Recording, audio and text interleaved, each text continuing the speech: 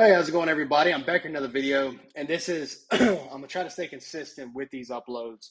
And I will say I've tried to record this video 3 times. I just don't. I guess I'm just out of sync. It's just gonna take practice. Um, but look, I'm here to talk about the boys, man, and I figured they'd oh shoot, give me an excuse to bring out my Blu-ray copy, seasons 1 and 2. I found this at Best Buy, $30 for 16 episodes, and I thought that was a good ass deal. Matter of fact, my sister found it for me. I was like, I gotta get it because the show is worth it. And I just look really the main reason why I want to talk about this show is I just really just want to talk about in a sense like what it means for me as far as like I guess you could say the superhero genre as a whole. And that's really the reason why I want to talk about it because I just to me and I've tried to think of different ways to make this video and I'm not doing this scripted. And this is my last attempt doing this video. If not, I'm just going to go to the next one or I'm just going to take a little break. Um, but I think what this show does for me with the superhero genre is I think it reinvents it. We've seen so much superhero media now, and I think all of them have been good in their own ways. But I think we needed a more brutal story set in a superhero centric world, and I think that's what the boys does really great. And so that's what I want to talk about today, man. So I figured it was applicable. The finale came out on Friday. I'm like, look, let's make a video. I'm trying to stay with these constant uploads. Why not make this one another one? I need to add a video to my movie and TV shows playlist anyway on YouTube. So I figured why not. So look, just to give you a gist, if you haven't watched it yet, let me just give you a gist of what the show's about. So superheroes exist in the universe. Well, superheroes, they're all owned and licensed by this company called Vault, and the villain of the show is one of the superheroes. Well, I guess you could say all of them are technically villains, but the main one is Homelander. And, you have this ragtag group of people called the Boys, consists of Kamiko, who used to be a soup terrorist, to fight the soups, Huey, Frenchie, MM. His nickname's like Mother's Milk. I don't, again, tell me down in the comments if you understand that nickname. And then you have the leader, Billy Butcher. And basically, they're fighting for injustice and trying to rid the world of the soups because they feel like they're detrimental to the country and, if not, the world. Um, and that's essentially the gist of the show. They just brought in Jensen Ackles for Soldier Boy, who's like kind of like a again mild spoilers here, but he is supposedly Homelander's dad. He's essentially Homelander before Homelander. He's probably as far as the same ability level, strength, and things like that. He's on Homelander's level, and they have a lot of really good tie-ins to other projects like Marvel and DC, and I'm pretty sure there's even a character. And correct me if I'm wrong, but I think there was a character in this season who was like a friend or like a representative for Soldier Boy. He kind of looks like Stan Lee. He has the shades on, and he's got his hair slicked back, the white hair, kind of old. And I wonder if that was supposed to be a like sort of well, obviously it's not a cameo, but kind of like a symbol for Stan Lee. And I think that'd been really cool because he does kind of look like him, but I don't think he acted like that. um, but yeah, look, the show was fantastic, man. And one thing I will say, and this is a major thing I wanted to talk about in this video, and I don't know, maybe you guys feel the same way, and let me know down in the comments as usual. Um, what I love about this show is the brutality. And here's the thing for me, I love blood and guts. I love brutal things in television and movies. I just love it. But here's when I don't love it. I don't love it when I don't feel like the gore or the brutality is justified. Let me give you a prime example. Um, I don't like any of the Saw movies, like at all. The only one I like, actually, there's two of them that I like, and I don't even know if the second one is considered part of that chain. But I know it's set in like the same universe. The first one is pretty good, and then Spiral with Chris Rock. I like both of those because I like the story within those.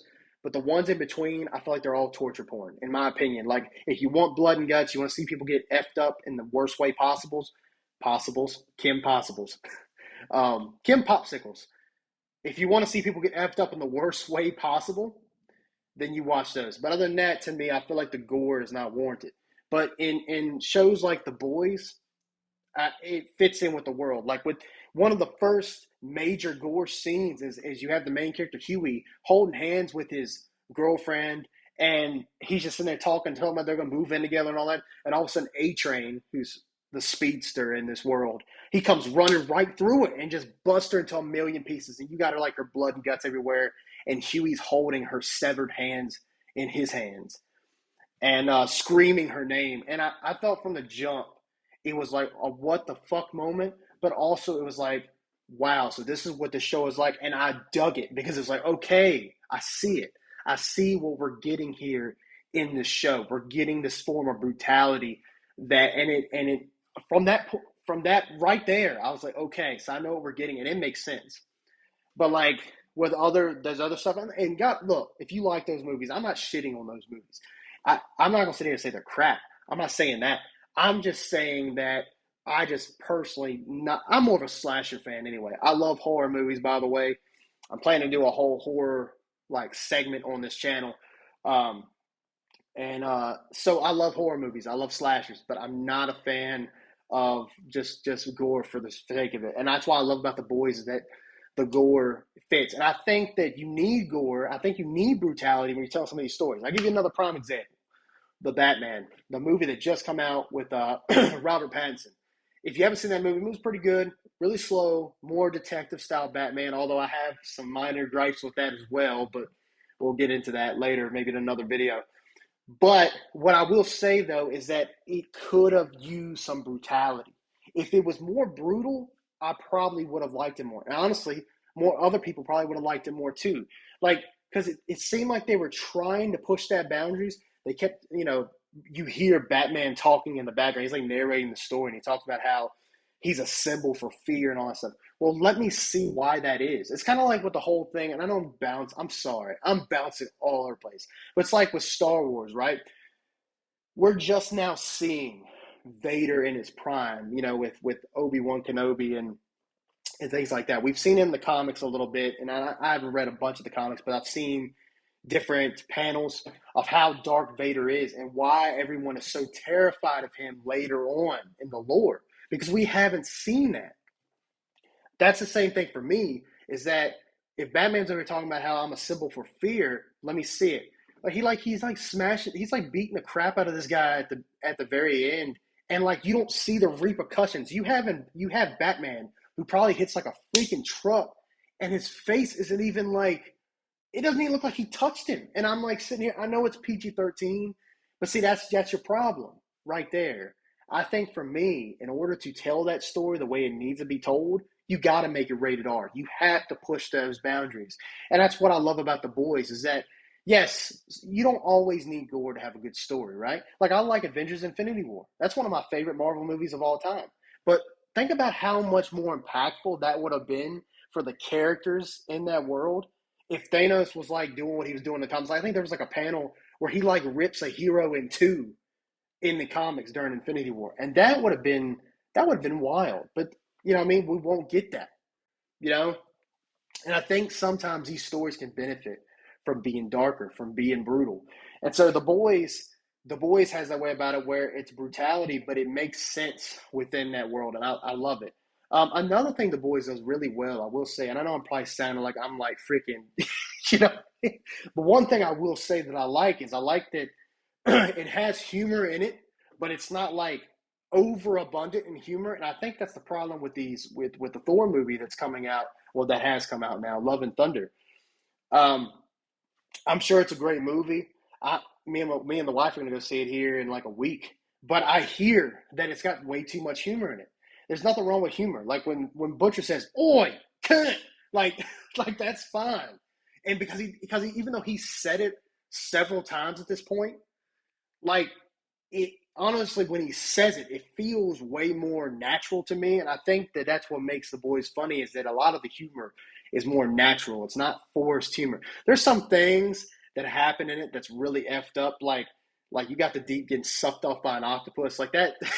Okay, it's like obviously that's just weird, but it's not. I don't even think it's really there to make you laugh. I think you giggle because you're like, okay, that's weird. Like it's. I think it's one of those things, you know.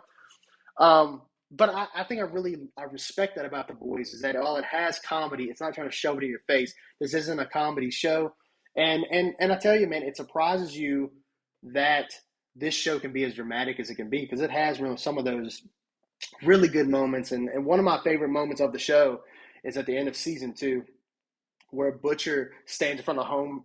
I was gonna say home front. When Butcher's standing in front of Homelander and Ryan is behind him, and Homelander's like, "Come here, Ryan, we're leaving," and Butcher's like, "No," and stands right in front of him. And Butcher's not on temp V at this point, and he was more than fine with dying for that kid. And I know it's because he promised his wife, but that promise was sacred for him. That he made a promise to his wife that he was going to protect that boy at all costs. And I thought that was such a great moment. And I think that's why, and this leads me into a little bit of negative stuff. I think it's why, for me, the season finale of three wasn't as impactful to me because I just rhymed like crazy right there. You hear those bars? Goodness. Anyway, um, I think that's why it wasn't as impactful to me is because I feel like season three ended about the same way season two ended, but also to that scene with Butcher picking up Ryan and walking past Homelander. They did almost the exact same thing, only Homelander was walking past Butcher. And I just thought that scene was kind of undermined because of that. And I loved that. But the way season three ended, man, it's gonna be absolutely insane. You know, I have a theory. I have a theory. Obviously, might have to make another video. I'll make it probably more scripted, so I can really go through my thoughts a little bit more. But I do have my theory on how season four is going to be and onward.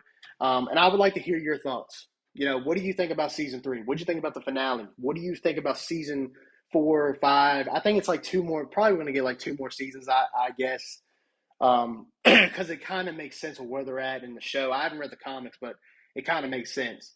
Um, but I would be interested to see, you know, what are you guys thinking about it? You know, do you feel the same way as me? Is there something I'm missing?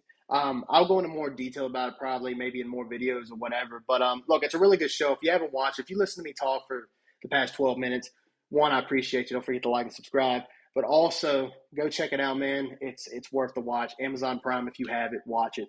And I just think they do superheroes and superhero stories right in this show. It's a different kind of way to tell it, and it's much appreciated and feels like a breath of fresh air. And with every season, it hasn't felt stale because they have upped the stakes. And I think season four, the stakes are going to be the highest they've ever been. So I can't wait. Thank you guys for watching. I just said it to people who haven't watched The Boys, and I'm telling you, if you do like The Boys, if you like this video, would you please hit the like button and please subscribe to our channel. Just as a reminder, podcast is next Wednesday at 7 o'clock. I think that's the 13th. It'll be on here. It'll be on Facebook. It'll be on Twitter. Whatever place more convenient for you. Find us, watch it. And as always, give us a follow and everything. With that being said, I'll see you in the next one, and see you later.